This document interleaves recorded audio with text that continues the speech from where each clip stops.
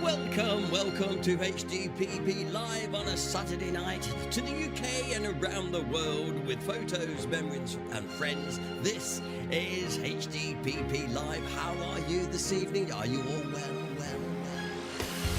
Hinckley District has the present for you, meeting friends old and new. Streaming Wednesdays and Saturdays too, with founder members Paul and Sue. The smiles that we bring are a heritage thing. HDPP, keeping history alive. HDPP, streaming HDPP live. Where local memories survive.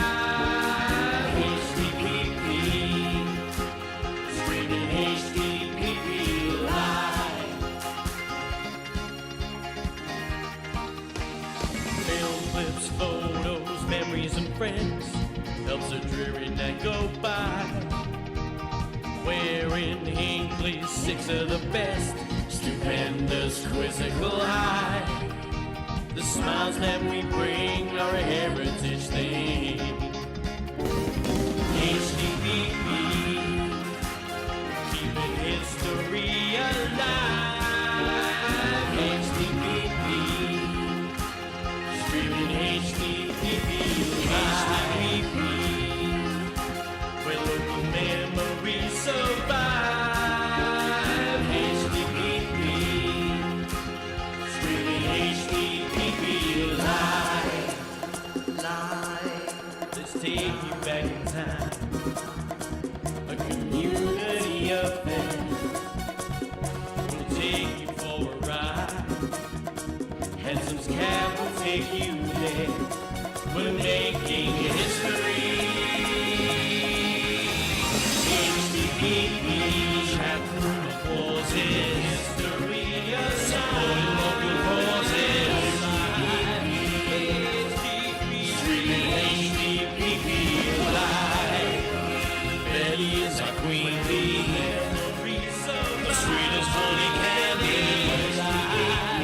Dangerous Den here again. HDPP live.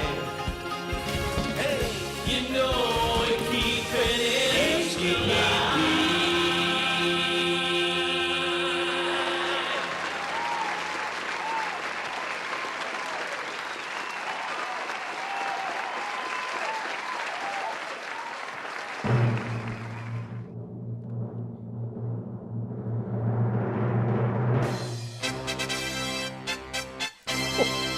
Couldn't resist that. Good evening and welcome once again to Hinckley District Past and Present live on this Sunday night. Listen, there's nothing on the telly except Meet the Midwife, and well, you can always watch that on catch up as well, can't you? Welcome along to the programme. Hopefully you're hearing us loud and clear. We've got no echoes and no gremlins.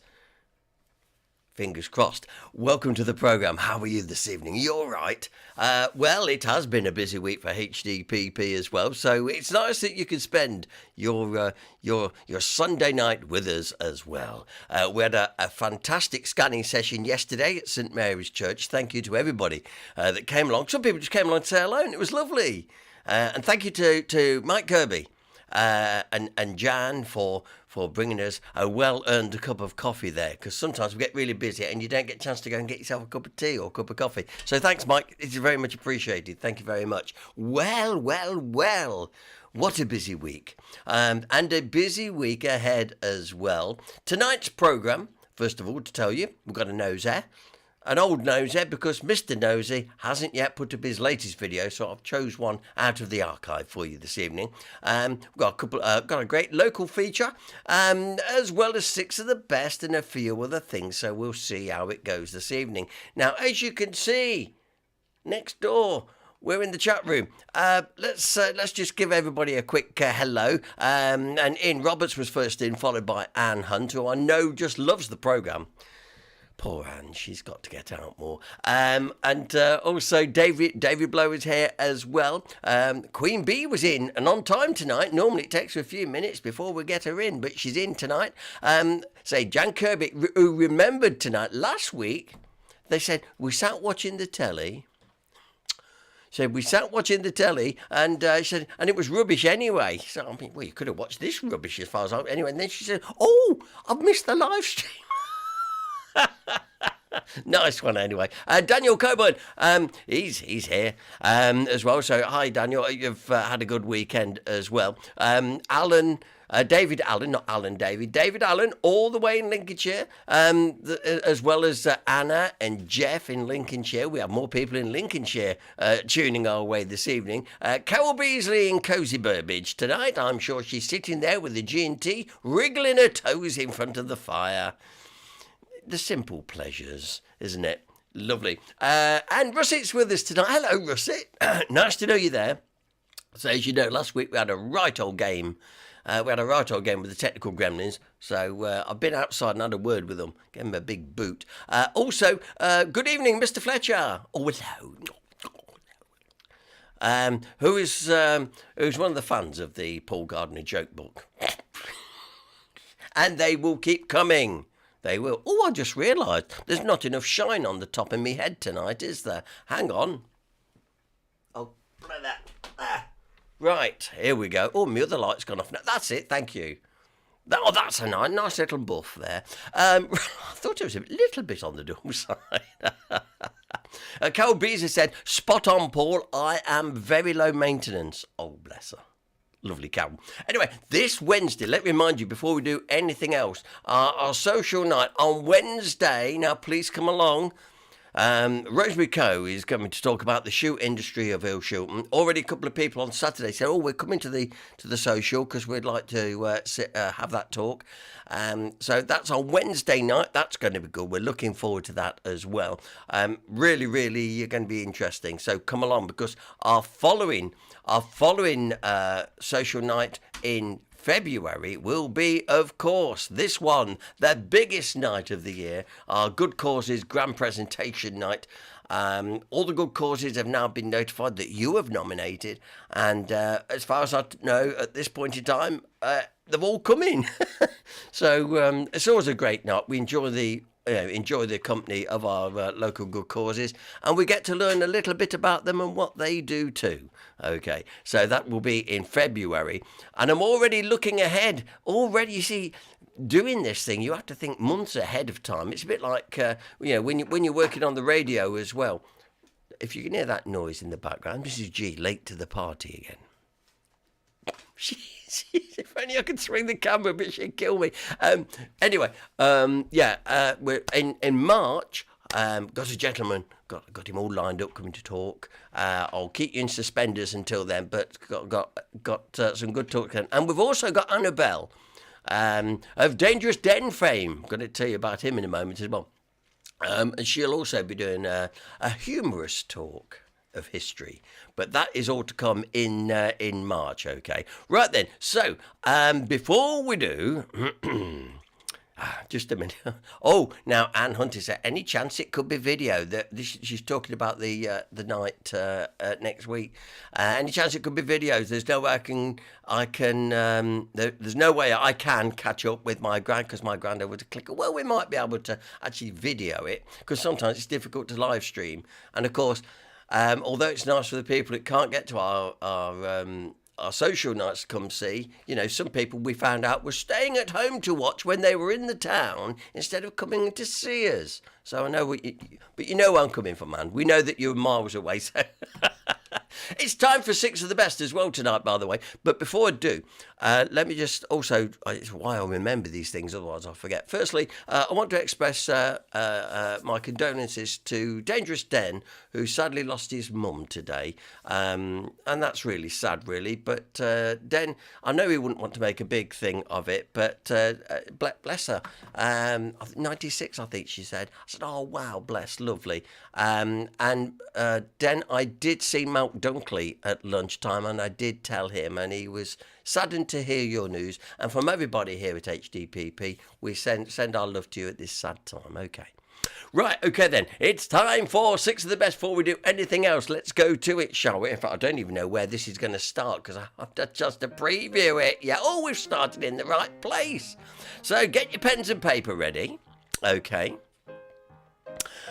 And remember, don't put any of your answers in the chat room because people nick them.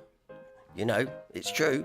So we're going to start with this one. There was a bit of a wondering how to spell this, but you get the idea. Where is Brickell Hill? Where is Brickell Hill? All right, that is question number 1 of your local knowledge of 6 of the best tonight. Where is Brickell Hill? Ah, it's sort of a bit of slangish as well. All right, but anyway, if you're local, you should know it. Okay, and it's nice to see you sending your condolences to Den in the chat room. Well done. So where is Brickell Hill? That is question number 1. Question number 2. Number two, general knowledge. Which is the largest city in Africa? Now, please try and do this without Mr. Google helping you. If you're paying attention in your geography classes, you'd probably know. Now's the time to put it to your test. Which is the largest city in Africa? Good question, that. I like that. It wasn't what I thought it was, or Mrs. G. We weren't listening in our geography classes either. Question number 3. True or false? The late Don Partridge, who had a top 10 song called Rosie in the 1960s, used to live in Barwell. Is that true? Or is it false? Is it a load of old baloney? Well, you'll get the answer a little bit more, okay? Right, okay. Moving on to question number 4.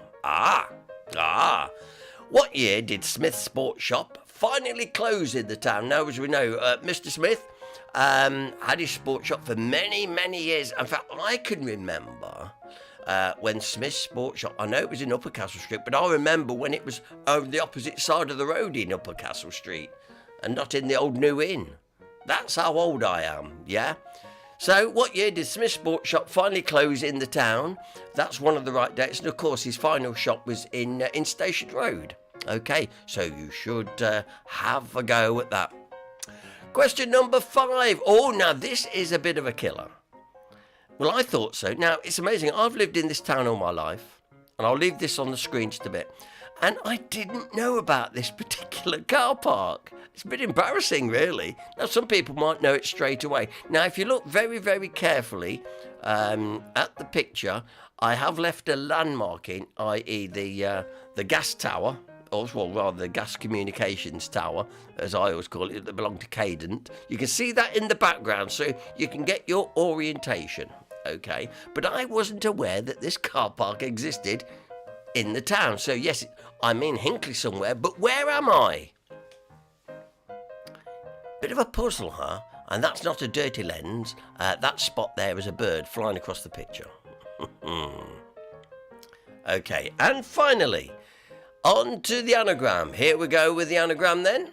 There you go, David Blower. Write all those letters down first. Abridged bloodsuckers rush proof. Oh, I love it. Abridged bloodsuckers rush proof. Okay, and I will tell you, we're looking for a now defunct, does not exist any longer manufacturer. In the town, really. It's no longer in business now, but it was synonymous with Hinckley and Burbage. Employed a lot of people, and it was renowned up and down the country. Okay, so it's a now defunct, not here anymore company, and the road it was on too. Okay, so in there is also the name of the road that this particular company operated from. Okay, so I'm just leaving it on the screen a bit longer. Abridged bloodsuckers rust proof. We're looking for a now defunct local company, famous up and down the country really for what they used to manufacture, not process. There's a bit of a clue there. It's what they manufactured. And in there is the name of the road and also the name of the company. There we go. All right, so you've got them there. We'll come back to it in a little while, and we'll see how you're doing with it. How's that? Okay, then. So, and it's not like I say, your lovely messages to Dennis. as I say, on this sad day, it's nice that we're a family here at HDPP. We all are, and we all care about each other, particularly those of us in the, right in the heart of the group as well. But I like to think that everybody feels a part of this group, and particularly joining us on a Sunday evening as well. And talking of Dangerous Den, I must tell you, it was lovely yesterday. Dennis came in to see us at the scanning session, and we just chit chatting, and then bless him, he was the saviour of the day because our trolley, which we carry all our stuff in, it kept losing wheels yesterday. It's true, the wheels, 3 wheels on my wagon, that. And I thought, I'm going to have to get this all the way home and keep putting the wheel back on. But anyway, Dangerous, would you like a lift? Saviour. Thank you, Dennis. And we got home in one piece, and tomorrow I've got to get some more wheels sorted for the HDPP truck. So thank you. And his book is now available on Kindle, he tells us. That's A Burbage Boyhood is available on Kindle, and he's hoping to get delivery of the paperbacks this week. Talking of books, I see there's no John Denny tonight. You see, Dangerous Den comes in from there and gets straight in from the front. Yeah, well done, Den. And we're looking forward to publicising your book here on the group and far and wide. And let's hope we can sell you a few copies along the way. Okay, let's give you a little bit of something to watch, shall we? Why I draw breath and stuff. Now, I'm going to show you this. I think a long time ago, I showed you this. It's not local, but I think if you're of a certain age, and most of us are on this channel, let's face it, you will relate to this. And I've seen it earlier, and I thought, wow, that would be interesting to show. Now, I'm not going to show you the whole 35 minutes of it, but I'm going to show you the first 15 minutes of it because you can relate to it. If you're my age and older, you will definitely relate to this. It's a lovely little featurette called Morning in the Streets, and I found it on YouTube. So you can go if you want to go and watch the whole thing, go to YouTube, just type Morning in the Streets, and you will lap up this nostalgia. The kids playing in the streets, the trolleys, the milk bottles, I love it. So sit back and enjoy this little feature. So it's not Hinckley, but you can see echoes of Hinckley and what it was like in our childhood. And it goes something like this.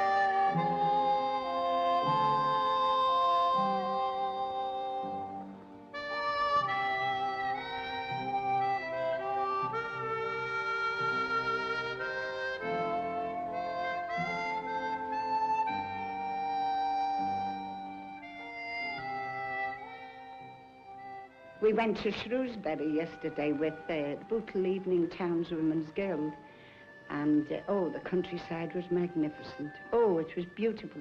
There was every shade of green. I didn't know there were so many shades of green. And the little lambs.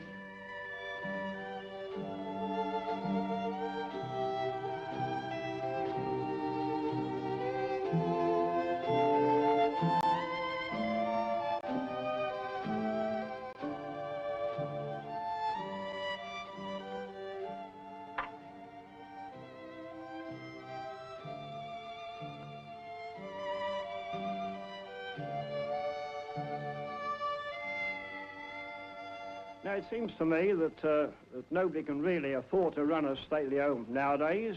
We may as well have some stately cottages. But I go far on that. I say what we need now are not so much stately homes, but stately minds. Stately minds. That's one of my favourite phrases, stately minds.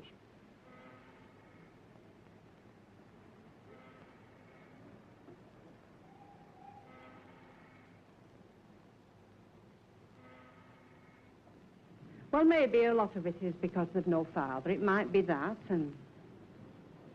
but still he's the only one in the family that's ever done it. Oh, what was the last lot he did? Was it £3 you stole and spent it? And I mean, he's no need to do it. He gets, he goes to the pictures, they get sweets and they get plenty of fruit, don't you? They kept short of nothing. I got a TV put in for them. There's nothing more I can give them.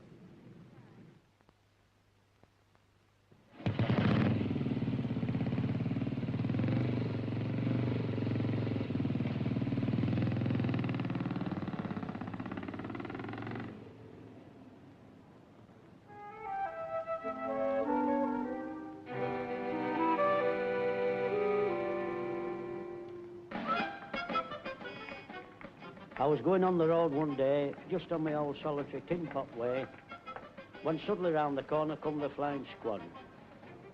The usual chatter. They turned round, they said, well, give an account of your movements. I said, I've been to London, Sheffield, Nottingham, Newcastle, Birkenhead, Seacombe, Liverpool, Brighton, Huddersfield, Halifax, Barnsley, Wakefield, Norman and Pontefract. Cleckheaton, Dumfries, Falkirk, Dundee, Tranmere, Dumbarton, Scotland, Merthyr, Tibble, Pontypridd, Aberdare, Cardiff City, Wrexham and Bristol, Wales. He says, hold on a bit, lad, I've had enough. He was puzzled with the detective.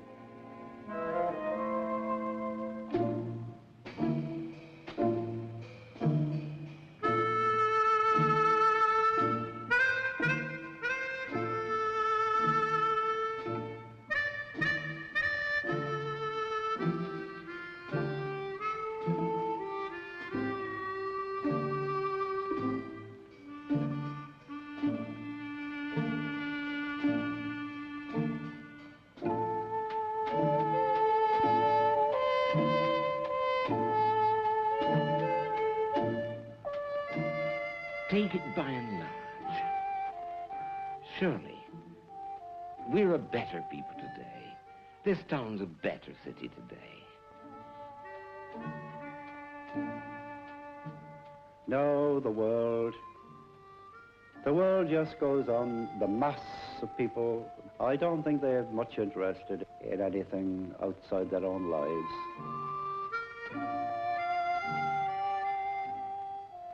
I think if I got a job and settled down, get myself tidied up, some nice clothes, I think my wife would have me back tomorrow. I was talking to a fellow the other week. He'd just come from Africa. He'd been away on a ship.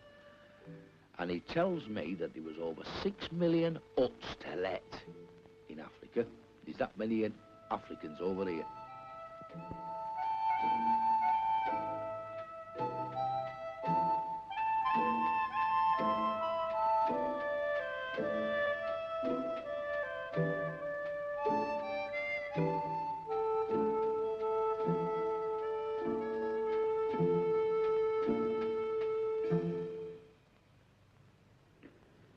And he said, I've dreamed about going to New Zealand, he said, and I'm going.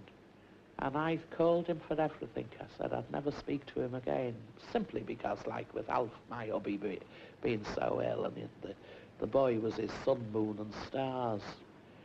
But I'm proud of him now. And I say, if anybody emigrates, it takes guts to do it. And that's why I wouldn't go to New Zealand, because I don't think I've got the guts to do it.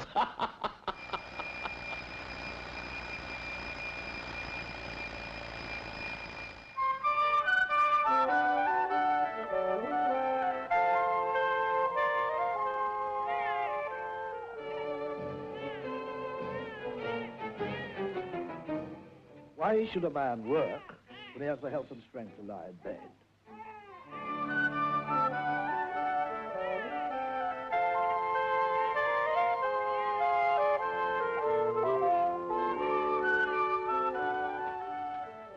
Johnny?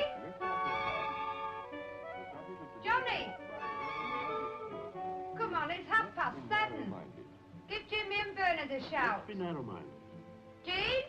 Come on now. I'll not shout you again.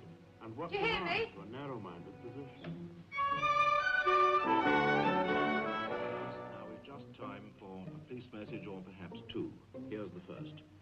It's about an accident at Kilburn, London, last Thursday night, when an elderly woman was knocked down by a car and received fatal injuries.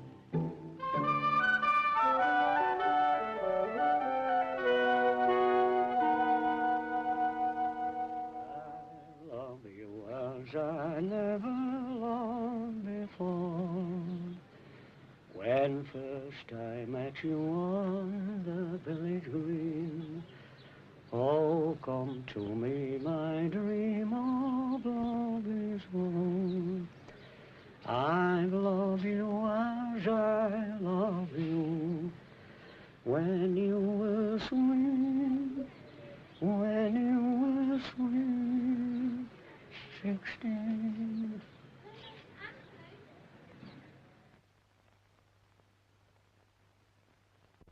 Come on here, you're not half finished yet. You knew you was late when I shouted you this morning. I've overslept a bit myself. Now look, it's 7:45 by the right time. That clock's not fast this morning, you know. Oh, Bernard, come on, son, hurry up. You know you've about quarter of an hour's walk to school.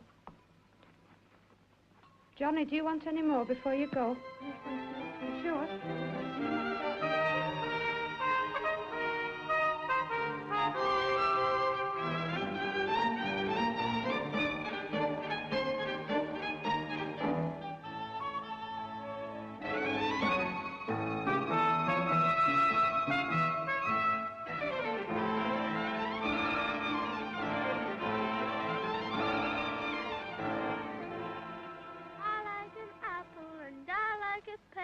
And I like a sailor with nice curly hair.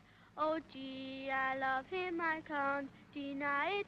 I'll be with him wherever he goes. He stands on the corner and whistles me out. He shouts, "You wee, are you coming out?" Oh gee, I love him, I can't deny it. I'll be with him wherever he goes. He bought me a shawl of red, white, and blue, and when we got married, he tore it in two. Oh, gee, I love him, I can't deny it. I'll be with him wherever he goes.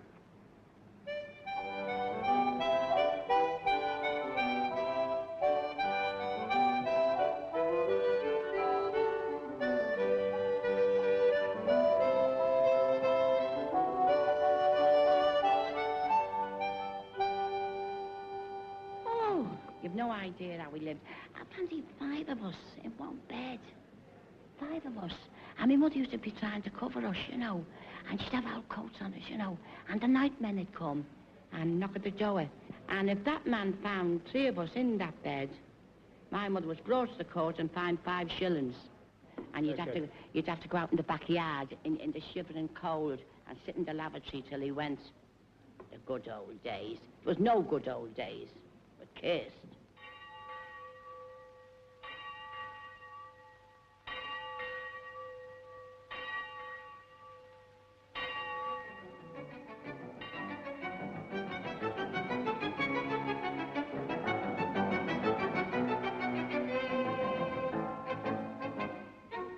I fully think myself that education is the finest thing that ever a man could have. I've often said it, his brains and my talent could go a long way, if you follow me meaning.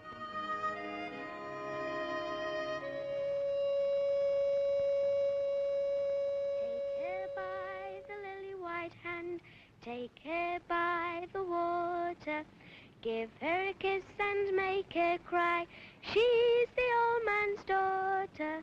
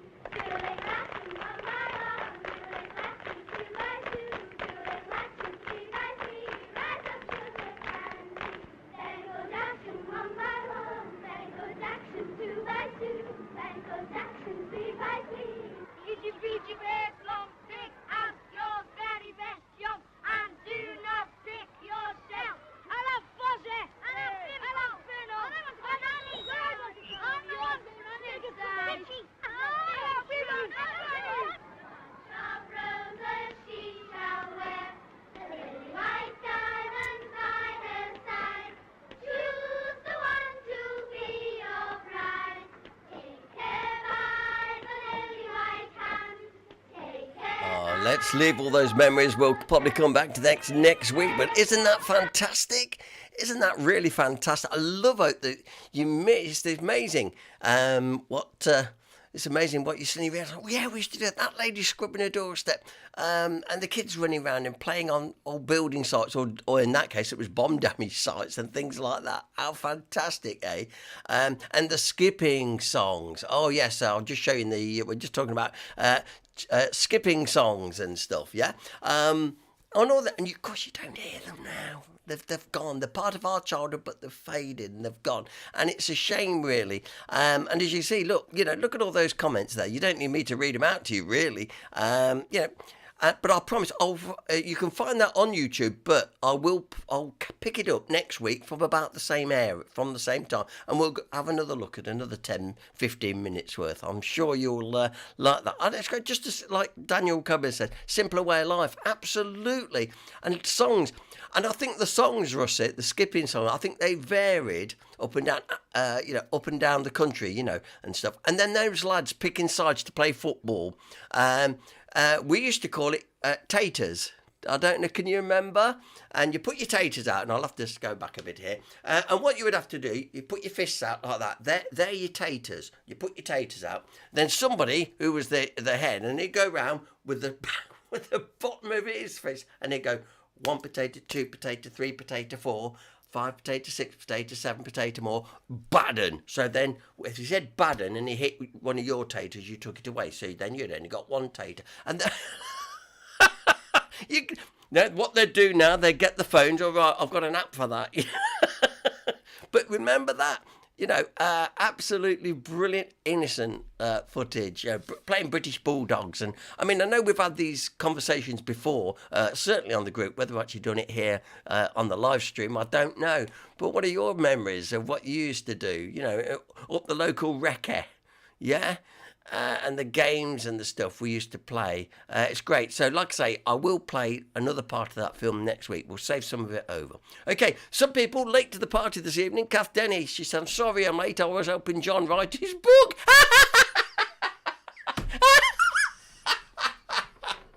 Get up, you live gardener. Oh, sorry. Because we were talking about Dangerous Den's book, A Burbage Boyhood, available now on Kindle, and the paperbacks will be out hopefully within the next few days. We're fingers crossed for you, Den. And so I did put in the chat room, I did put into Kath, and how is John's book? Well, I did. I mean, it'd be rude not to ask, wouldn't it? Wouldn't it be rude not to ask? Yeah, it would be rude not to ask. Anyway. For those of you late to the party this evening, good evening, welcome along. Let's go to 6 of the best, because already some people, Clever Clogs Jeff, has already got the anagram. Oh, and so has Dave B has got the anagram as well. Yeah. Oh, Pat Galloway said, how about playing flick cards in the playground? Yeah, I remember playing flick cards. We don't do any of that. Anyway, and like Carol Beasley just said, folk at the top of our street told us to play down your own end. Oh, yeah, kicking the milk bottles off the doorstep and the balls going through windows and legging it. Oh, happy days. Happy, happy days. Okay, let's move on then. And we'll go through 6 of the best one more time. Here we go. We're testing your local knowledge tonight as well. So, question 1, where is Brickell Hill? Where's Brickell Hill? Now, that's probably not, let's say, the way you would spell it, but I've sort of spelt it as it sounds, if you know what I mean. So, Brickell Hill. Where in Hinckley is Brickell Hill? Okay, that's a bit of a clue in it, actually, if you know your history. That is question number 1. Question number 2. If you're paying attention, your geography lessons, which is the largest city in Africa? And it surprised me. Let me just put it that way. What's the largest, or which is the largest city in Africa? Now, don't Google it. I can see. No. Don't Google it. It's cheating. True or false? The late Don Partridge, who had a top 10 song called Rosie in the 1960s, used to live in Barwell. And I've got a friend who works down the chip shop, swears he's Elvis, you know. But is it is it true? Is it false? Okay. Question 4. What year did Smith's Sports Shop in Station Road finally close in the town? Oh, happy memories of Smith's Sports Shop. There is one of the correct answers, but which one is it? Remember, don't put your answer in the chat room because people nick them. Yeah. Now, this is a bit of a puzzle. Well, it was for me. I can't believe I did not know about this car park. Sort of tucked away, but it's there. And then Mrs. G goes, yeah, I knew that was there. I said, well, she never told me. True. But if you look carefully at the picture, in the background, you can see the communications tower to Cadent. Can you see it? Yeah, just by the side of the tree there, you can see it. So that's to give you a bit of orientation.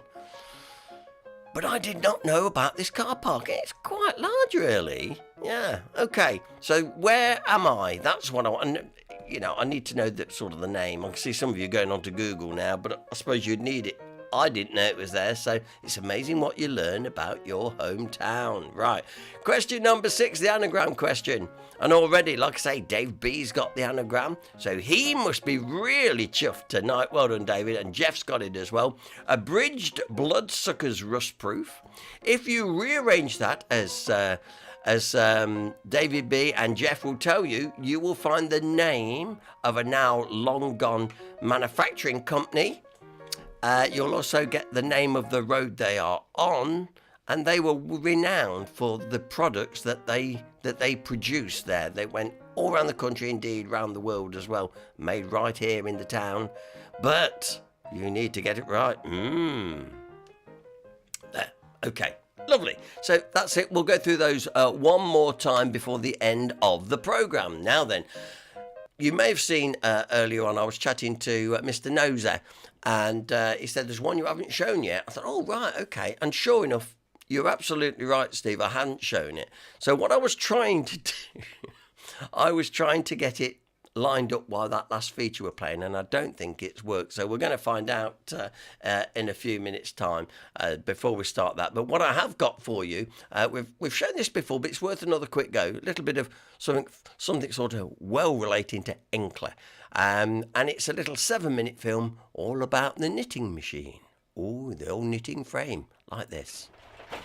The knitting frame, or stocking frame, was invented in 1589 by William Lee of Calverton. It's a manually operated machine requiring the operator to use both hands and both feet. We're here in the framework knitting workshop of Martin Green, one of the last framework knitters left in Leicestershire, to see him working on one of these historic machines.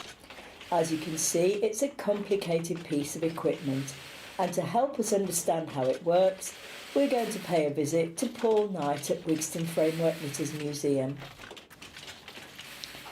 The two key parts of the machine are the special needles called bearded needles, which stop the new row of stitches or loops from being dropped, and the sinkers, which form the next row of loops. Here's Paul to explain further.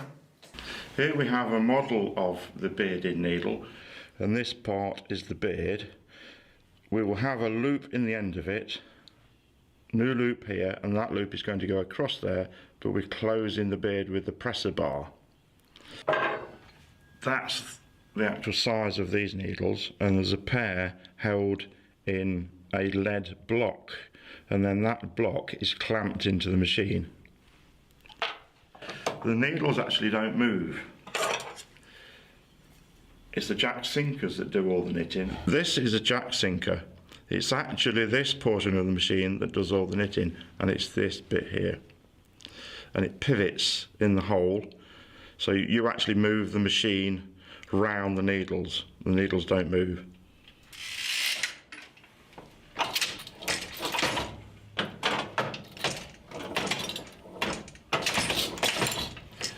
So that's how you framework knit, and we'll just do it slowly just to show you what's happening.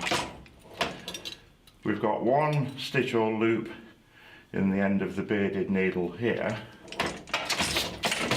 That's now at the back of these things, which are called sinkers. So we're going to take the yarn across and drop every second sinker. So that forms a loop over every pair of needles. Now we're going to drop the rest of the sinkers. So now there's a loop over every single needle. That new loop is now pushed forward under the beard with the old loop at the back. The presser bar is closed, and we bring the other loop across the back of the beard and then drop it down to form your stitch.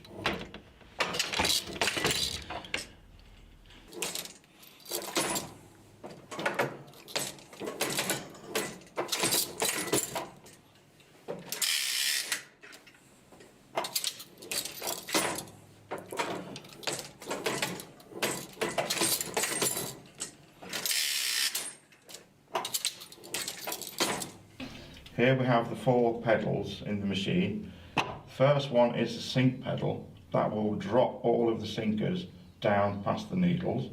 The 2 outer wooden pedals are to take the yarn carrier backwards and forwards across the needles. The middle one is the presser bar, which will close all of the needles.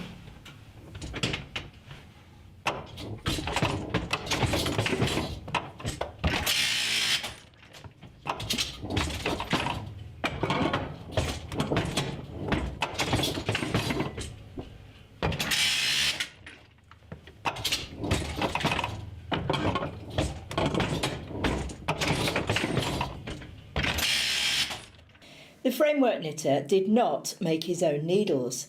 These had to be bought in, but he did make the lead blocks which allow the needles to be clamped into the knitting frame. These blocks are made by pouring liquid lead into a piece of equipment called a needle mould. But remember, it is the lead block and not the needle which is being made. This is a needle mould. The needles which are bought locally are placed into the machine. The lead's not there yet. Close it up and we pour molten lead into there, and that gets us the needle. And it's the lead portion that is clamped into the machine. We're now going back to Martin Green's workshop for him to explain one of the developments of the knitting frame which helps the knitter to make more complicated designs. He'll also be explaining one of the shortcuts that an experienced knitter can use. So this machine is a 34 gauge straight bar knitting machine, an old stocking frame, and the transfer bar across the front here is used for transferring the stitches laterally from one needle to another, and there's lots of points in it. You can shog the transfer bar from the left to the right by one needle. There's one needle movement in it. So when I want to do a transfer, I'll just do one.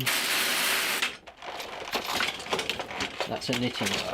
When I want to do a transfer, I push the bar in, pick a stitch up, shog it across to the left and put it back on that needle and to do a second stitch.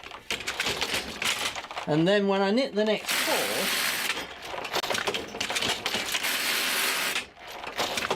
where those empty needles were, it leaves a hole, which is the lace transfer.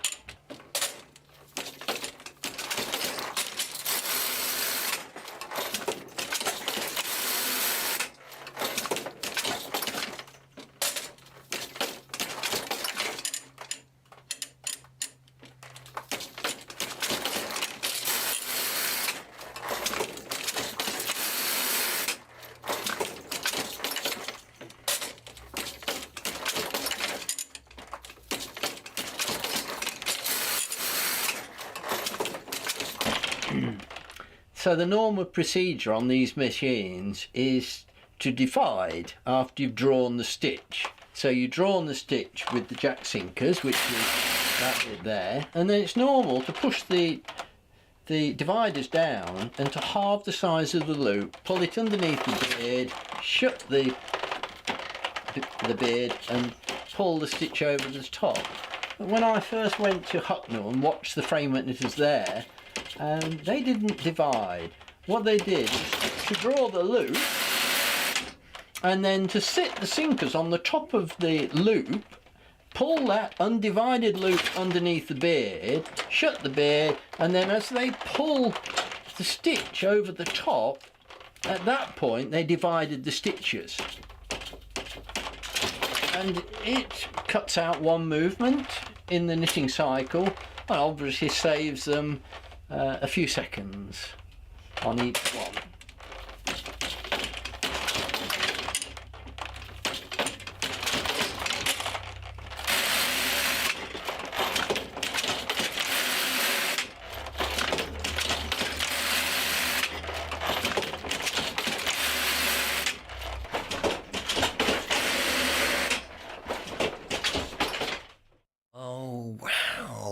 That's good.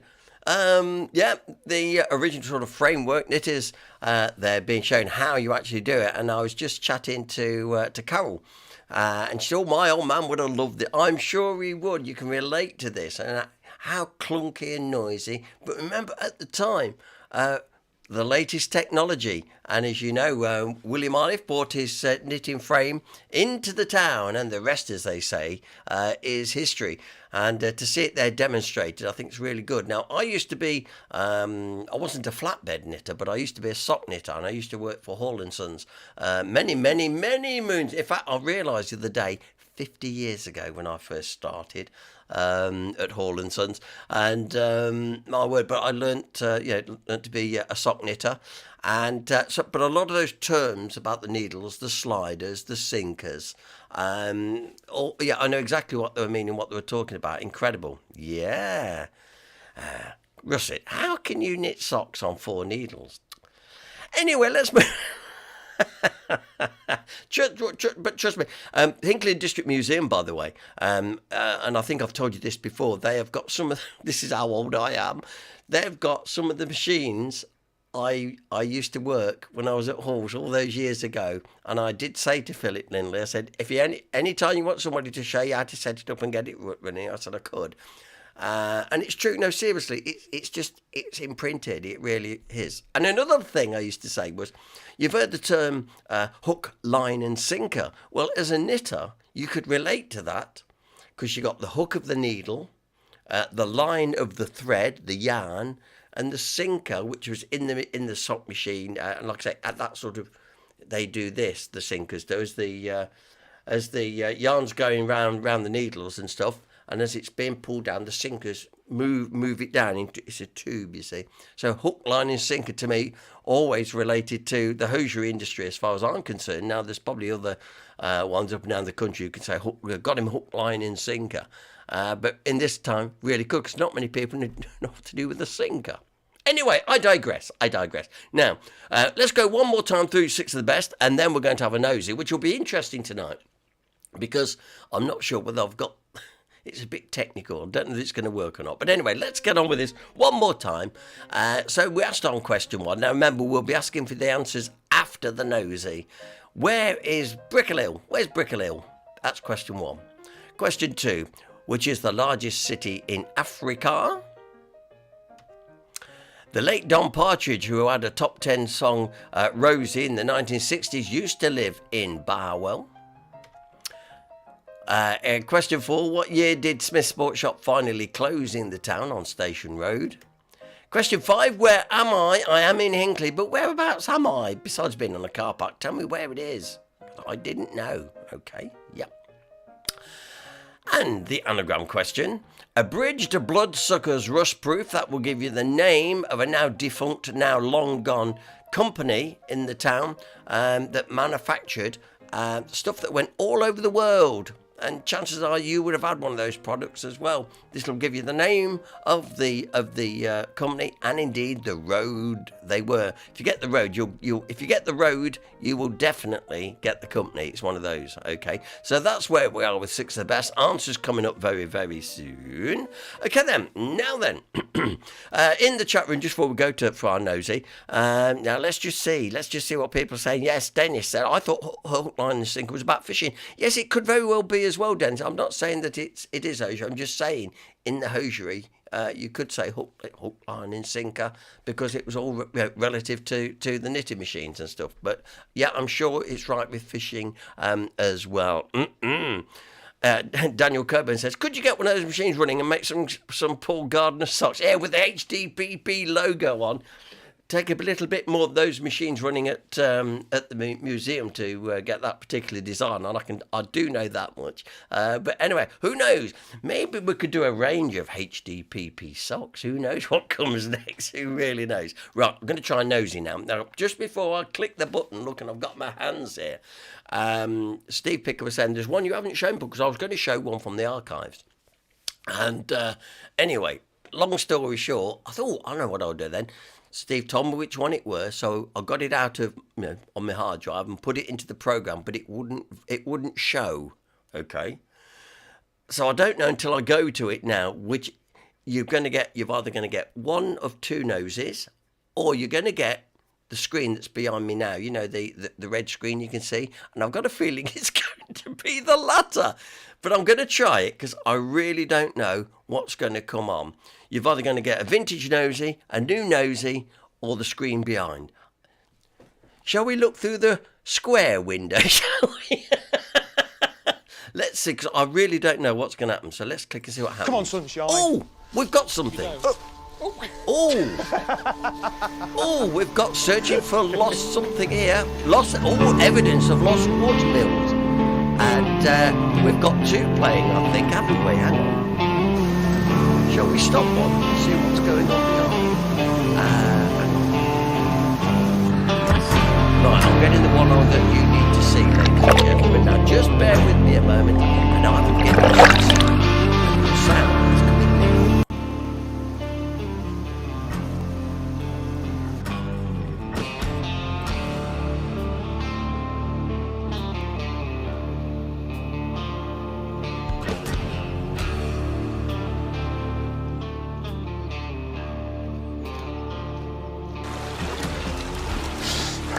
Made it.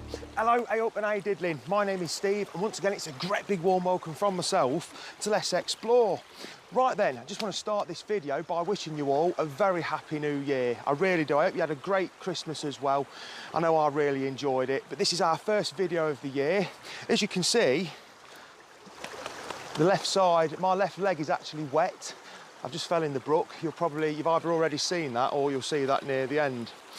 Anyway, but we're down at Grace Dew again, and I tell you what, folks, Grace Dew is just the gift that keeps on giving. Do you know what? If I could describe Grace Dew, it would be as one massive, great big onion. There's just so many layers of history down here to peel away. It's ridiculous. Now, this video, it's not all about being down at Grace Dew. We're going to Groovy Pool after this. But if you remember, not last year, in 2021, me and Delighted Dave came down to Grace Dew and tried to find what remained, any morsels, if anything, of the medieval mill that used to be down here. Well, we actually found the actual leat. We think we found the leat anyway. And we also found the man-made channel, the cutting that comes from this brook down here at Grace Dew and took water onwards to the mill to turn a fantastic wheel, of course. But we never really explored it any further, did we? Now, last weekend, me and my mate Billy Newton, hello mate if you're watching, we come a walk down Grace Dew. He said, Steve mate, I've got to come and show you. There's more stuff to show you down Grace Dew that you ain't picked up on yet. And one of them, believe it or not, was where the actual sluice used to be. Yes, the sluice gate, the entry to the actual mill race to feed the mill. And it's here, look. It's right here.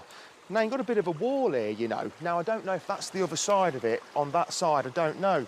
But as you're looking at right now, you've got stonework on this side, and you would have had stonework on the opposite side as well. And I imagine somewhere there would have been a bit of a sluice gate down here. Let's give you a closer look of it. Right, so as you can see, stood in the brook, trying not to fall into it again. We've got this wall that's fell in, what you've already seen. I don't know if that's part of the old sluice here. I'm not sure, to be honest. But you can see this a lot better now. There was once a channel right here. It's been filled in and it curved around there. But look at this, everyone. We've got really old stonework here. Now, there was a mill mentioned in the 13th century down at Gracestew. I'm not going to commit myself and say this is 13th century, what you're looking at. Really, I'm not going to commit myself there. I think we can safely say it's more than likely older than the 18th century. So we may be going into the 17th with this at least. But many people might see this as just a load of old stonework thrown together. I see it as a lot more than that. This is very historically important to me. But, you know, if you were to dig down the side of here, I mean, maybe the Friends of Gracestew have already done that. I mean, I really don't know. But this would go a decent way round here, I think. But absolutely fantastic, that. So, yeah, there would have been, I imagine, a sluice gate here somewhere.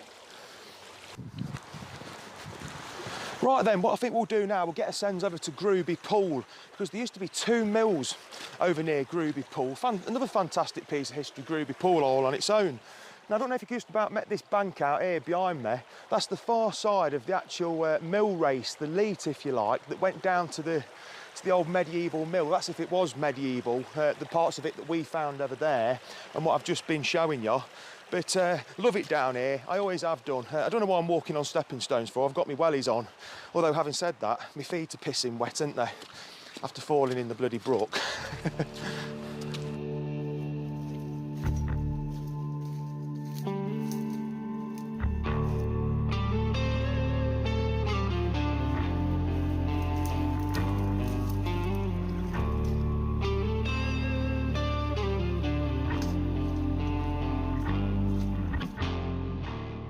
Right then, so for the second part of today's video, we need to get a sends over to Gruby Pool, which is on the outskirts of the village of Gruby in Leicestershire. And what you're looking at here, courtesy of the National Library of Scotland, is an Ordnance Survey map dated around about 1910 of Gruby Pool. Now, as you can see, to the east of the pool, you can see where it says sawmill. That's what we're going to go and look for first. And then after that, to the north of the pool, you see where it says boathouse. Well, just to the north, the immediate north of that boathouse, used to be an even older mill. Now, the sawmill, I think, was built in the 19th century after they demolished the old one, I think. And the old one was built, I think, in the 18th century, so the 1700s. And it's quite interesting with the older of the 2 mills, because I was trying to find some information about it online because I didn't even know it existed until the other day. I knew about the sawmill because, as you can see, it's on the map. But the even older mill, I had to do a lot of trepsing through Google, and I came across a PDF file. And I think, who's it by actually? I've got the laptop with me now. So it's provided by Leicestershire Historian 2005, I think. It's a PDF, and the actual write-up is called The Location Puzzle of the Old Gruby Mill, and it's written by David Ramsey. So if it wasn't for this David Ramsey fella, I wouldn't know hardly anything about this. Anyway, without any further ado, let's go for a nosy. Come on. Right then, so here we are then, we're down at Gruby Pool, and as you can see, it's an absolute haven for the local wildfowl population. I mean, look at all these swans here, good number of them, isn't there? Look at all the mallards as well. I tell you what, they're everywhere you go. Everywhere there's water, you get mallards, don't you? Fantastic. But we're actually going to start down here on the eastern side of the pool, because we're going to try and locate and see what we can find of the old sawmill that we're down here. There is a sluice just over here that I'm going to show you in a few seconds. I'm sure used to power it. In fact, I'm 100% sure it used to power it. And then we'll go to the north of the pool to see what we can find of the old original mill. Let's go and have a nosy. Sorry, I ain't got no bread for you. That's why you're clearing off, isn't it? That's all you wanted me for. Gits. Right then, so just at the side of Newtown Linford Lane here, between the road and the actual pool itself, is this fantastic old sluice gate that I'm sure used to power the sawmill just the other side of that wall there. It's still actually got a lock on it, so I think they still use this, not to power a mill anymore, of course, but I think when maybe there's a bit too much rainfall and this is really high, maybe they let a bit of water out here. I'm not sure, but let me show you it. And there you have it. So for me, this is still actually in use because it's been really well kept. And if you look at the actual shaft itself, at the actual screw this gate up with this sluice gate, it looks well oiled to me, so it's not rusted away, has it? So for me, this is still in use. Right, let's go and see what we can find in the mill, if anything.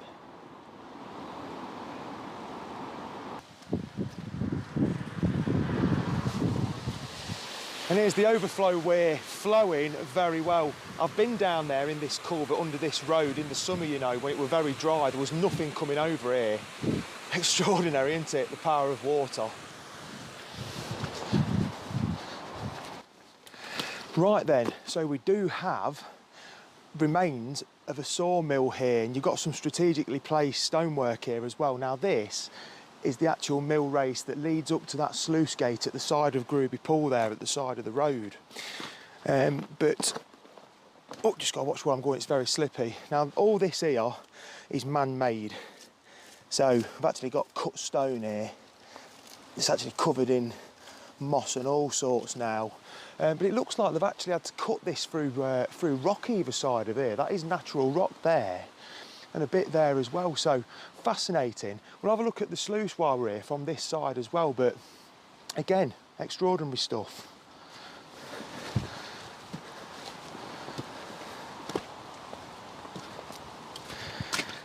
This actually looks quite interesting through here, to be honest with you. Yeah, very interesting. Yeah, they've actually cut the granite out here. There were buildings on the right of me here, so fantastic. Love to see red engineering brickwork, don't we? And we've got it either side here, look.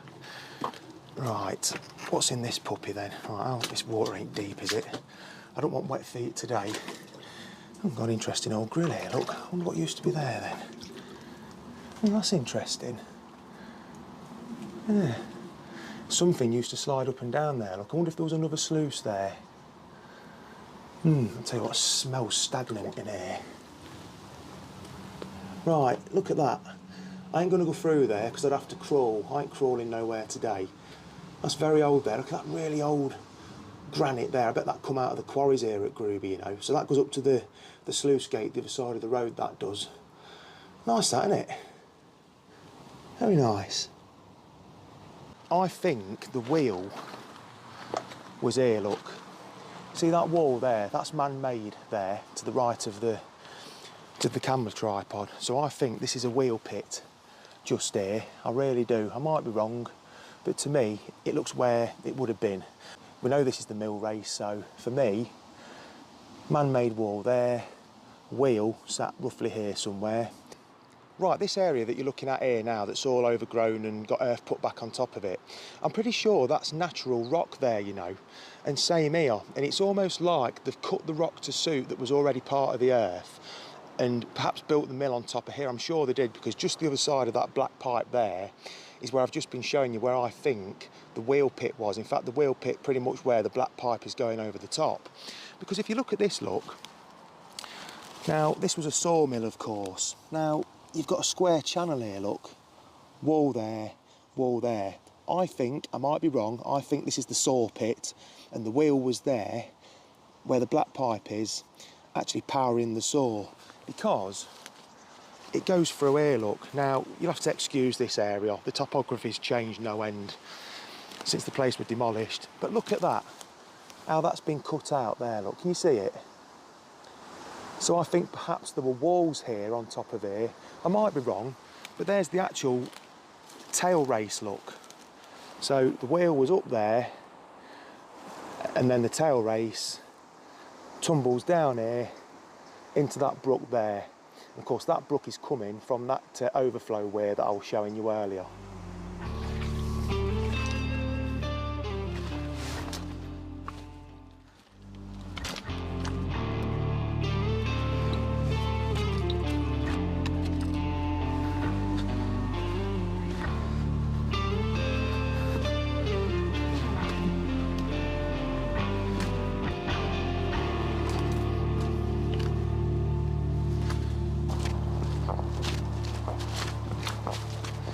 Right then, so it's quite interesting here, you know, because this here is Newtown Linford Lane, going in that way to Newtown Linford. But it didn't always do that. The road used to bend round here and carry on that way towards Newtown Linford. Now on the left-hand side would have been where the old mill is. But this is all because of the Enclosure Act. After the Enclosure Act, they changed the road and took it that way to Newtown Linford. But you may be thinking to yourself, what was the Enclosure Act? Well, basically, back in the day, us commoners used to have livestock and, you know, grow products on the land and what have you, where we could. It was called common land. And the thing of it is, you know, this land was owned by very wealthy landowners, you know, lords of the manor and what have you. And of course, Groby, like everywhere else, had a lord of the manor. But the Enclosure Act, what they did, they basically privatised the land even more, meaning that the likes of me and thee couldn't have livestock and what have you and grow vegetables on these strips of land anymore, taking more power off the people and freedom, as per usual.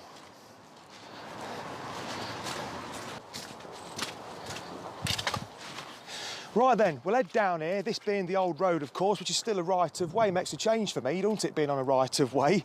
Because just over this fence here is where the mill used to be, so we'll see if there's any sign of it or anything, any earthworks or something. I'm not expecting brick or stonework or anything like that. Let's go and check it out. Right, so what you've got here is something very interesting. So this map that you're looking at was drawn in 1757 by John Doherty, and it's actually a pre-enclosure map. Now, I'm not certain, but I think they enclosed the area in 1778, but don't quote me on that because I might be totally wrong.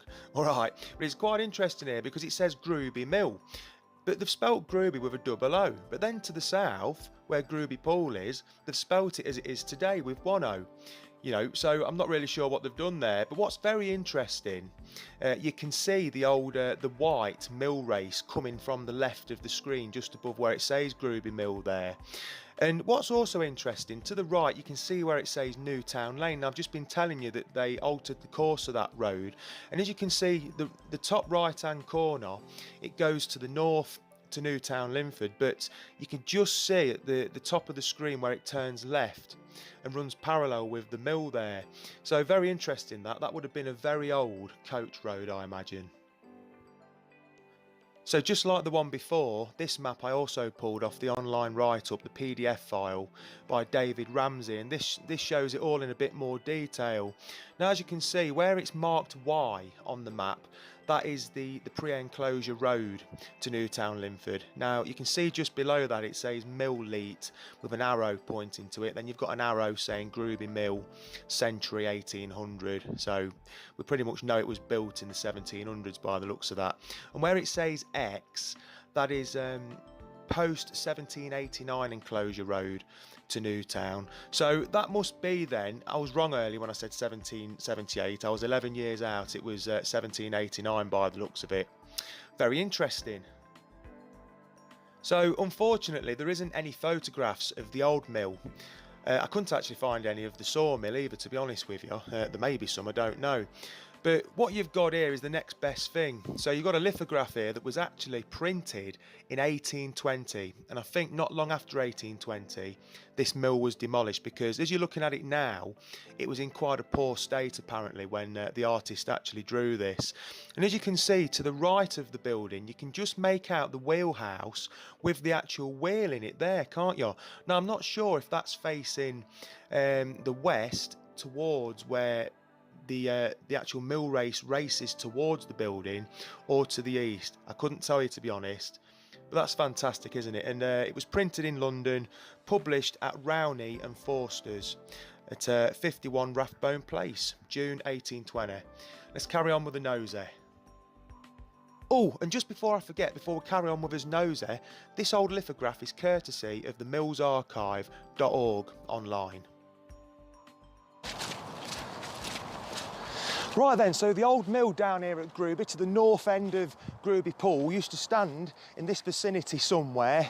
The wheel would have been, I mean, I'm guessing now really, around this vicinity somewhere.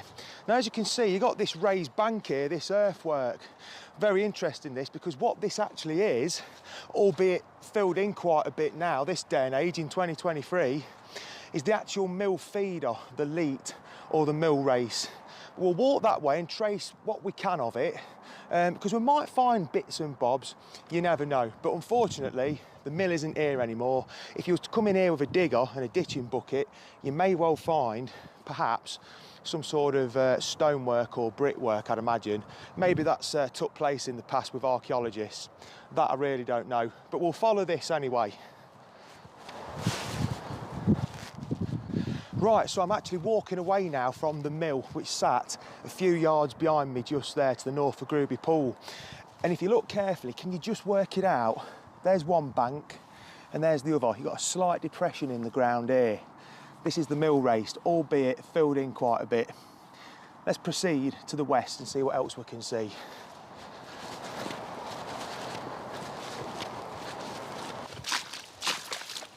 Right then, so we have now reached the boundary, what I think is known as Old Wood. And we've just walked about half a mile from where the old mill used to be. And the actual stream, the mill race that fed it, actually carries on into the woodland. I think this piece of the brook here was actually once part of it, but it's since been diverted. The one that we've been tracing headed down there. It's quite interesting here, you know, because what they've done, they've diverted the brook around here. Maybe it always went round there. Maybe there used to be a sluice here. That I really don't know.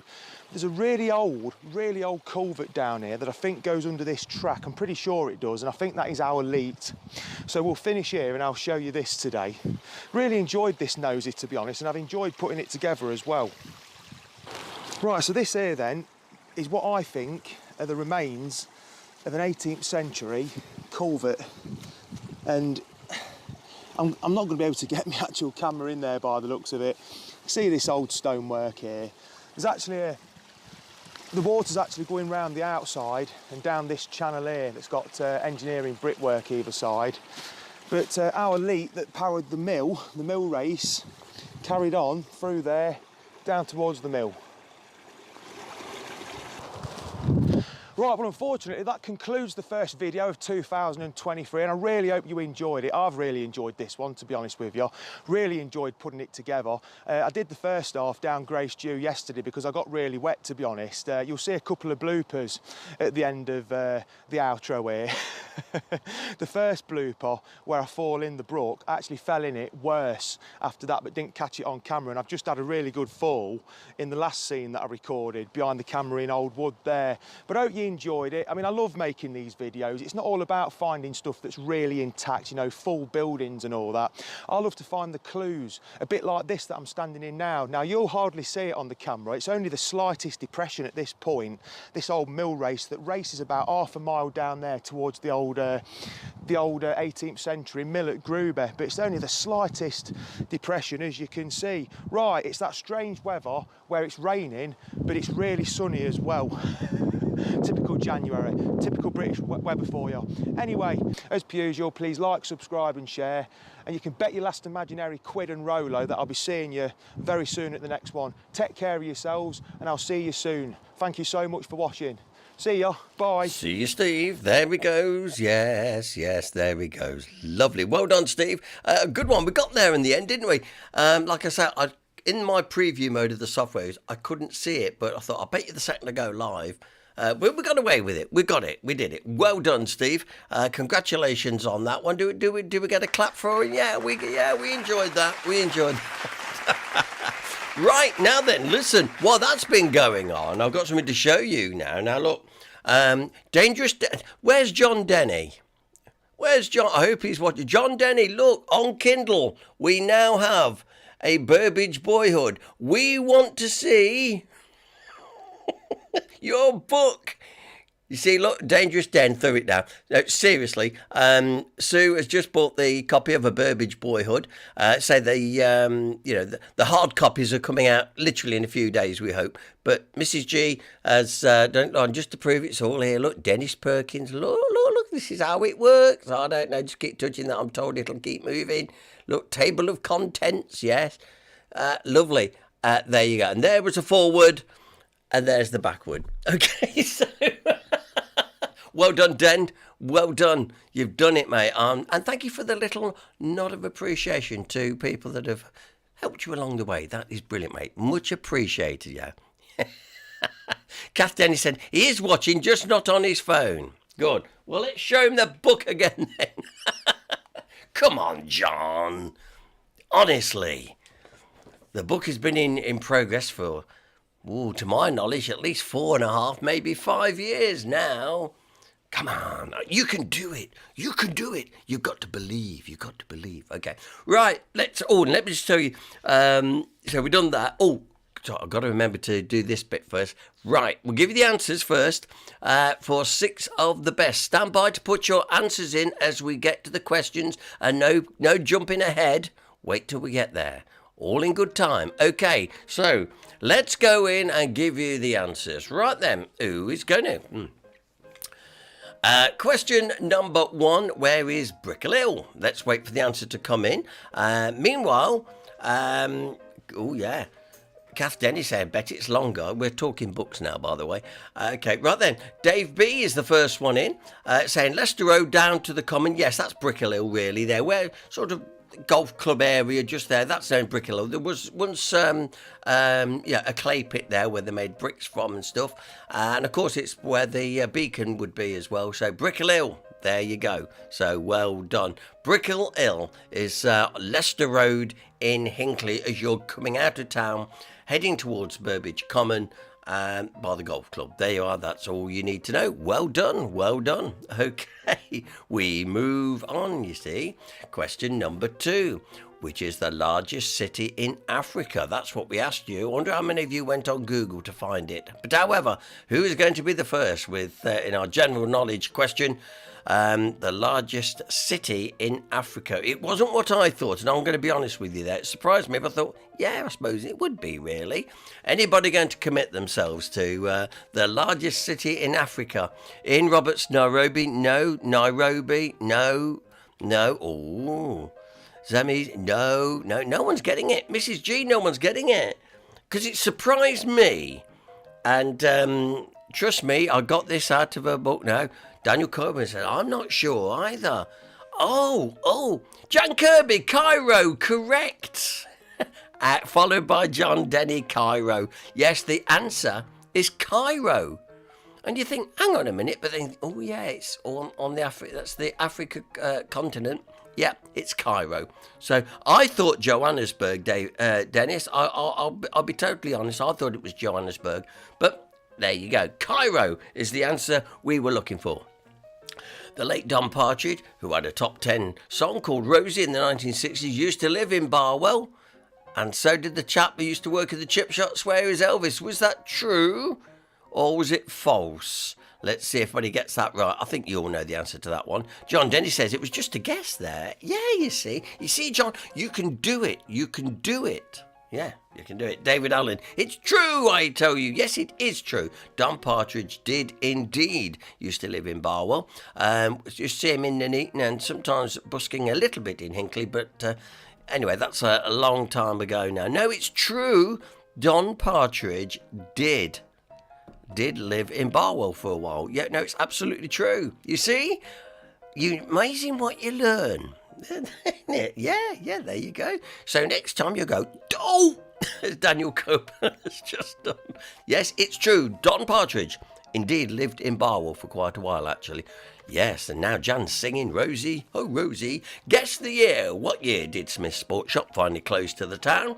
94, 96, 97. Let's see who comes in first with the correct answer on this one. Of course, Smith's Sports Shop, a fixture in the town along the likes of Whiteman's as well. It was one of those places you always went to. Ian Roberts, as he's come in with 97. Daniel Coburn's come in with 97. Oh, David Allen's got it right at 1994. Well done, David Allen. It was 1994 when Smith's Sports Shop finally closed its doors in the town. So well done, David. You got that one right. Now then, question number 5. Now, John Denny says, yes, got it. So, John Denny, would you put in your answer, please? And let's tell people where this car park is. I know where it is now, but I didn't know it was there. And yet, I'm often really close to it at times, a couple of times a week normally. And I was so surprised to see this. We left the Cadent Tower in there. Jan Kirby, Trinity Vicarage Road at the bottom. No, John Denny is correct. It's right at the top end of Willowbank Road. And those houses you see in the background are the rear of Clarendon Road. Yeah, you see. Gasboard said Ian Roberts. No, it can't be no, you see. No, John Denny is absolutely right. So he's sitting there with a smile like a Cheshire cat. Yes, it's at the end of Willowbank Road. We're looking in the direction of the Cadent Tower, the communications tower by Lidl. Now do you get your orientations? And there's the rear of the properties in Clarendon Road. So well done, John. He's got to be motivated now to say, right, Kath, I'm going to nip upstairs and do a couple more chapters in my book. Anyway, moving on. Anagram question. Okay, here we go with you. A bridge, the bloodsucker, rustproof. Looking for the name of the road and a company that's no longer there that supplied products. Chances are you would have had one at many times. Dave B, straight in with it. Burgess Products, Brookfield Road. Well done, Dave. You've got that right this week. So you've redeemed yourself in this one this week. I know that, yeah. There we go, Jeff Wallace, Burgess Products. He worked there twice in the 70s. Second time was with Mrs. G's brother Pete. Yeah, and she's nodding in agreement. You must be right. Okay, send us in now your totals, please. Kath Denny is just running up the stairs now. Yeah, right, yeah. I wish he'd get that book done. He's sitting on a blooming gold mine. Come on. Anyway. Anne Hunt said, I work there too. And Daniel Coburn, Burgess Products, well done, I think we got that right. So in come the sort of Daniel Coburn. Yeah, he got one right. Well done, mate. Okay, Dennis comes in, 3 again. David B's got 2. And this is the time where we're asking you to be, just to be honest, that's good. Kevin Beasy, he's got 3 this week. 3 for Jan Kirby as well. Okay, so I was looking over. I thought Mrs. G was leering over for me. I thought my look had changed for a minute. Dave B, 1 and 6, no energy for the others. Lovely. And David Allen said, my great-granddad used to work at Burgess.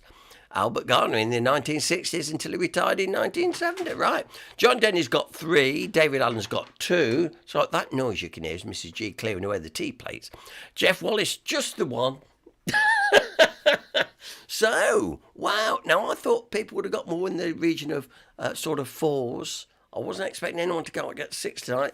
Queen Bee's got 3. Jeff Wallace, like I said, just the 1. So, it looks like there's a tie-up between Queen Bee, John Denny, Jan Kirby, and Kevin Beasley. Well done. All the same, all a bit of fun. All a bit of fun, and that's what it's about. We're here at HDPP. Daniel Coburn says, hey, look, I don't normally get the anagram, so I'm happy with that. Well done, Gary Betterley. Got 2. And Tim and Jane got 3. Listen, that seems to be about the best we can do tonight. Just a quick reminder, I'm back on the wireless next Saturday morning on FOSS 107 between 8 and midday. If you can spend a little bit of your Saturday morning with me, that would be great. Last week, Daniel Coburn came down and sat in the studio, and he really enjoyed it last week. I know he did. And I couldn't do this Saturday morning because I was too busy scanning. But I'm back there for the next 2 Saturday mornings live on FOSS 107, Hinckley's local radio station, between 8 and midday. So try and join me. Send me a message. Say hello, because I love it when people do that. That's good. Right. Okay. That's about it for this. See, it's an hour and a half, and I've been trying to cut the time down a little bit, but no, there you go. And you're still with me. That deserves a medal all itself. It really, really does. Anyway, thanks very much for joining us tonight, and thank you for your lovely messages in there. Remember, get Dennis's book. It's all on Kindle. Be out in paperback soon. And who knows, John Denny might bring his out one day. Yeah, wonderful. Okay, and Daniel Coburn said, love last Saturday morning in the studio. It was great fun. Thank you, Anne. Thank you, David, and thank you to everybody. Look forward to your company next Sunday night here on Hinckley District Past the Present. Remember to keep it live, keep it HDPP. Good night.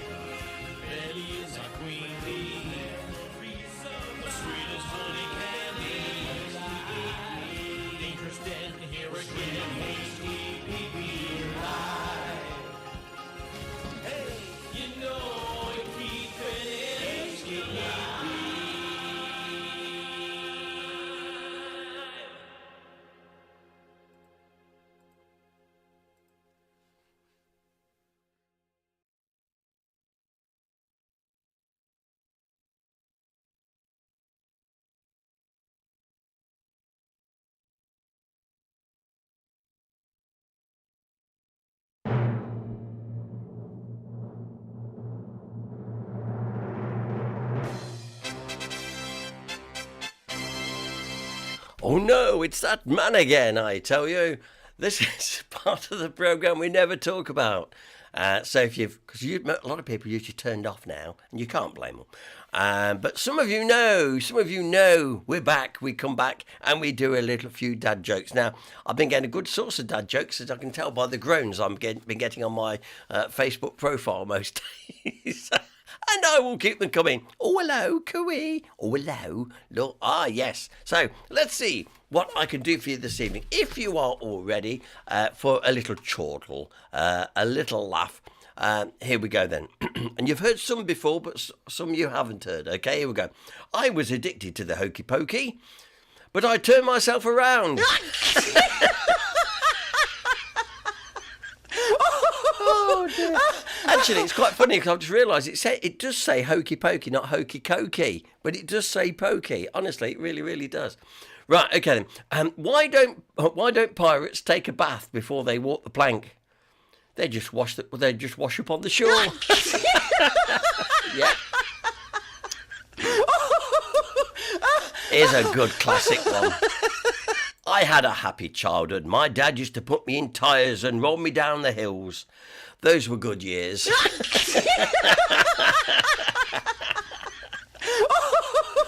This is a good one, yeah. This is a good one. What invention allows us to see through walls? Windows. Yes! Yes! Barbers. You have to take your hat off to them.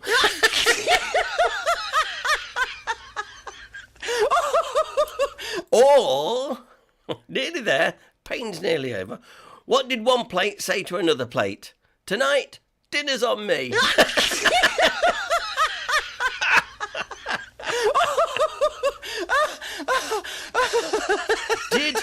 Did you hear about the surgeon who enjoyed performing quick surgeries on insects? He did one on the fly. Oh dear. Finally, what is a vampire's favourite ship? A blood vessel. Yeah, yes.